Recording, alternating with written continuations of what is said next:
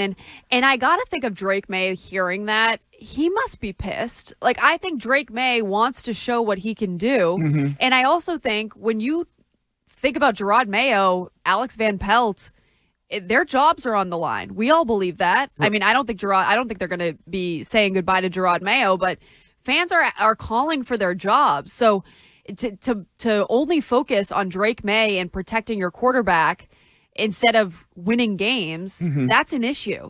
But when you talk like that, it doesn't come across as like you feel like your job's on the line. It comes across as like, we don't want to get this guy hurt. We want him to be healthy and ready to go for next season. Right. Then that's what it doesn't sound like. Alex Van Pelt is thinking like my job's on the line. It thinks like, well, I want to make sure these last couple of games I don't put Drake in harm's way with designed quarterback runs, and I need him to be healthy come this offseason so we can, focus on what we need to do to get better moving forward for next year. But in the last 2 days, we've put a lot of focus on the last 3 games of the season. And on a 4-game losing streak, Jerod Mayo, what does he need to do to show that he deserves to be here next season? Shime, I don't know where you fall when it comes to Jerod Mayo. If you want, I know that you said you think he's been coaching soft, he's been coaching scared. Yep. A few different adjectives you've used to describe him. But do you want him gone for next season?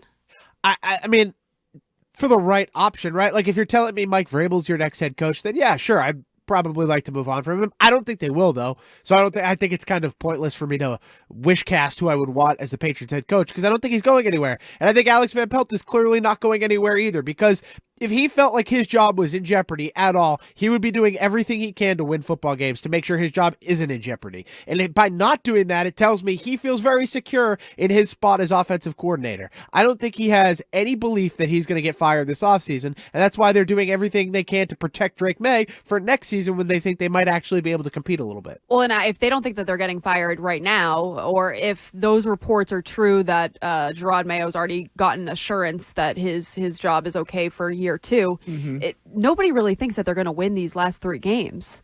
I mean, you've got the Bills twice, the Chargers once.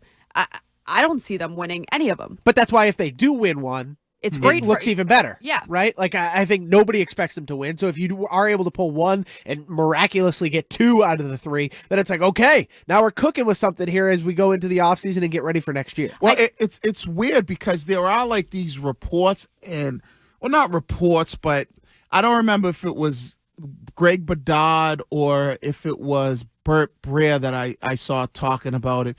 But just that, like, Mayo is these last 3 games, he's kind of coaching for his job. Like, how? Well, I'm just saying this is like the whispers are, and I don't know, Shime, if I think that was Bedard. Okay, if there's audio where like the whispers are from wherever he's getting these whispers from coming from the building, that the Crafts are really looking at these last 3 games, and if they kind of don't look good and they get their doors blown off in these last 3 games, then there's a chance that the Crafts might move on from Mayo. So I don't know how much you believe that. I just don't know what he can prove in the last 3 games. You've got 3 hard matchups against 2 teams. Maybe you lose close ones. You don't get blown out. But okay, so you lose close ones. You're still losing these games. I don't know how. And I wish that Greg or Curtis were here because I think those 2 have been pretty vocal about wanting Jerod Mayo gone. And so if you want him gone, is there any way in your mind that he could switch it around in the last 3 games? This team's not going to win the game. Well, but if they play tough and they lose the game by a field goal and they were in the game, and let's just say it was guy drops a ball or an offensive lineman gets beat, and that's how you lost the football game, and Mayo coached the game up good, and it was a good defensive game plan. It was a good offensive game plan. You played Buffalo tough. You played the Chargers tough, and you lost those games by, say, less than 7 points. I think that some of the people that might be like, because we had this conversation yesterday, it might have been yesterday with Greg, when he was like, well, look how the Detroit Lions and Dan Campbell finished the season where they lost 3 games. They won 3 of their final 6 games. Yeah, that's kind of bogus though, because to start the next season they started 1-6. Like, right? No, I kind of agree with you, Shine, but I'm just saying from the people that want to see Mayo gone, if you lose tough games and close games these last 3 games. But they're not even, for the most They part, changed the mindset a little bit. they're not even talking about the actual games. Like when they want Jerod gone, they're going to these press conferences and things that Jerod Mayo said and walked back, and I said this yesterday, Shime, I know you weren't here. To me, it's crazy because 2 years ago when Bill Belichick wasn't saying anything, and I brought up, media members or fans are getting sick and tired of how Bill handles press conferences or interviews when they're losing. And I was told over and over again, I don't care about that. I don't care about that. I don't care about what Bill says to the media. I only care about what's going on the field. So now Jerod Mayo comes in, and all of a sudden, all we care about is what he's saying, what he's not saying, what he's walking back. So people because he's a first-year head coach, and people think when he's doing that, that's a lack of experience. Greg always brings up leadership, and if your head coach is, wavering when he speaks after the game and then he has to walk back things, Greg's point is, how is this guy the right leader for your football team? But I think there's misplaced anger then. Everybody's angry at Jerod Mayo when they should be angry at the Crafts for putting a guy who was so green in that position, right? Like, it's not Mayo's fault that he's never done this before and then was given the job. If you're ever offered a job that you're unqualified for, you're not going to turn it down just because you're unqualified. You're going to accept it and try and do it and get better at it and figure it out as you go, especially because it's such a big pay bump and there's not that many opportunities for this in the world. Like, there's 32 of these jobs. That's it.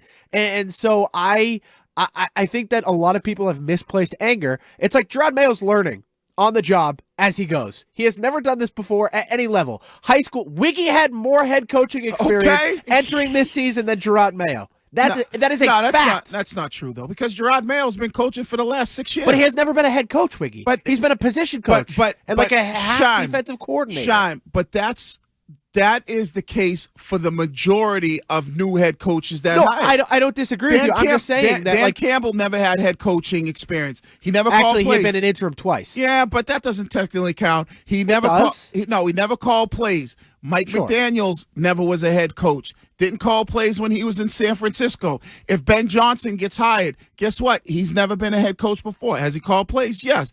But that doesn't mean anything. Bobby Schlowick, same thing. Never been a head coach. He's going to be first-year experience, learning on the job. Most guys, unless you're a guy like Vrabel or you're a guy like Harbaugh or you're a guy like Dan Quinn who was hired by the Washington Commanders, those guys have had head coach experience. If you're telling me if people go fire Mayo, hire Ben Johnson, guess what? Ben Johnson has never been a head coach in the National Football League, same way Mayo wasn't. Yep. So he's probably going to run into some problems too. If you're like, fire Mayo, hire Vrabel, at least you can say Vrabel has had head coaching experience. All right, let's hear from Dave. Dave, good morning. Hey, good morning, Cody. I got a quick question, quick comment. I was trying to catch Curtis there the other day because he keeps saying the same thing, and Wiggy just made my point. As Jerod Mayo has been there for 5 years coaching, and Curtis keeps saying he inherited this roster. He didn't inherit this roster. He got hired on January 14th of this year. He knew what he had. So going into the game, into the season, he knew what his team was. Yeah. Opportunity to change it and add to it, but he didn't. Well, see, then I would think that's on Elliot Wolf, though. Yeah, Thanks, Dave. That's not a Mayo problem. No, I Mayo wanted to burn some cash. He said it on our show. Yeah. And I think he was promised that. I keep going back, and that's why I asked him that question 2 weeks ago, where is this first-year head coaching experience what you expected?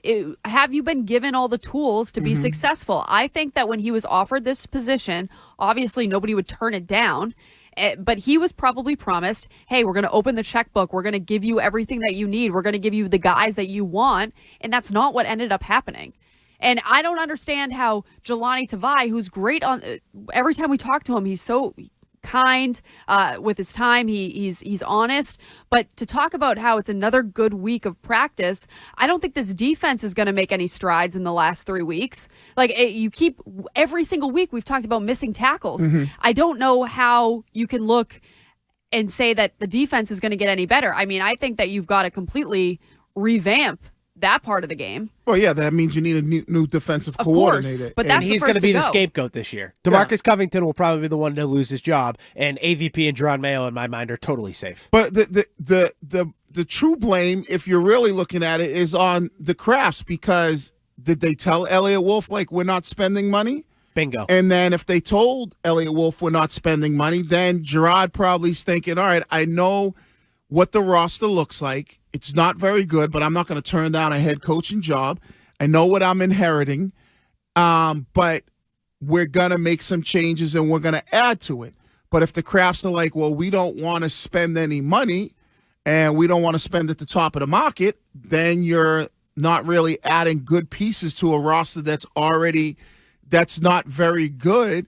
And this is what happens. You get first-year head coach with that inherits a bad team, that inherits a roster that's not very good. This is what you see. What are they? 3-8, 3-9. What's their record? 3-11. 3-11. And they tell you too, like last offseason, they didn't love the players and the price tags that were on those players in free agency. Well, I hate to tell them, the offensive line free agents this year are are definitely no better and probably worse than they were last year. Like, you could have gotten better guys in free agency last year on the offensive line than you could this year, because the best guy that was going to be a free agent just re-signed on the Denver Broncos on a 4-year deal. He was the best left tackle available, and he's now off the market. So I mean, I look at the upcoming free agency, and it's not any better than it was last year. So are they now going to spend money on guys who are even worse than the guys last year? That doesn't make sense either. Well, I think Phil agrees with you in New Hampshire that the Crafts maybe sabotage Mayo. Here's Phil. Morning, Phil. Good morning. Yeah, to preface, I'm not a Mayo fan, but I will say Jerod Mayo is absolutely sabotaged, because we're fielding a team that's $36.7 million under the salary cap. And, you know, if they cared about anything, they would have signed a couple of, like remember when Bill used to just sign a bunch of random guys to plug the holes, and, you know, he'd spend the money, he'd spend up to the cap, but you knew that he was, you know, making attempts to fill the roster and to, you know, try to win games. We had two tackles on the free agent market this year, and neither one of them were cost prohibitive by any stretch of the word, and they didn't even bother.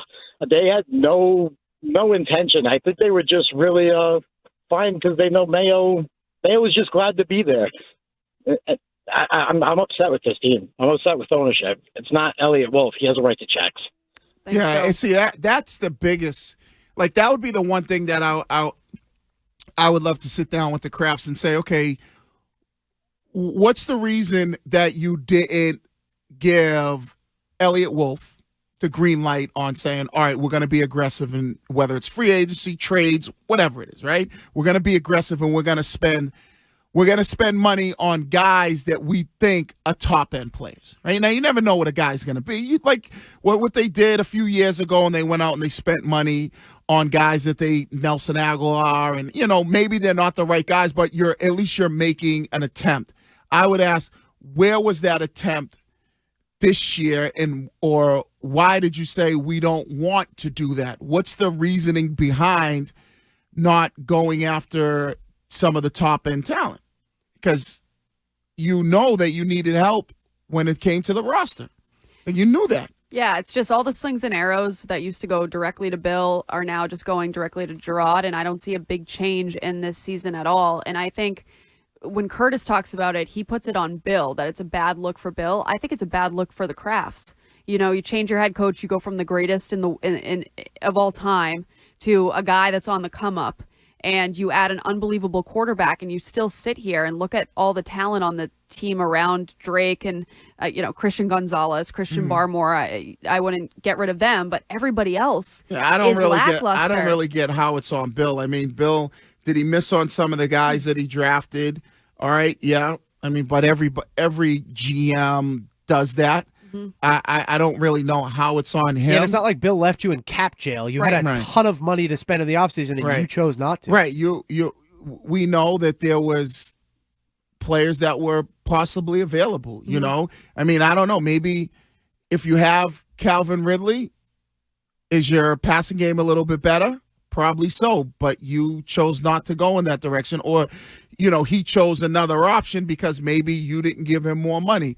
You did try to go after Brandon Ayuk. He chose to go back to San Fran. Okay, if that doesn't work, let's see if there's somebody else we can, go after that might be of of higher value or that is more productive. I mean, that's what you're going to look at this year.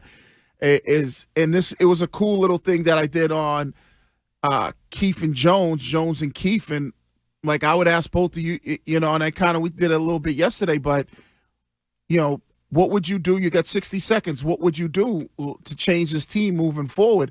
And I think when you look at next year, isn't it you just have to be super aggressive? Yes. And whether it's the trade market, whether it's free agency. Acquiring talent.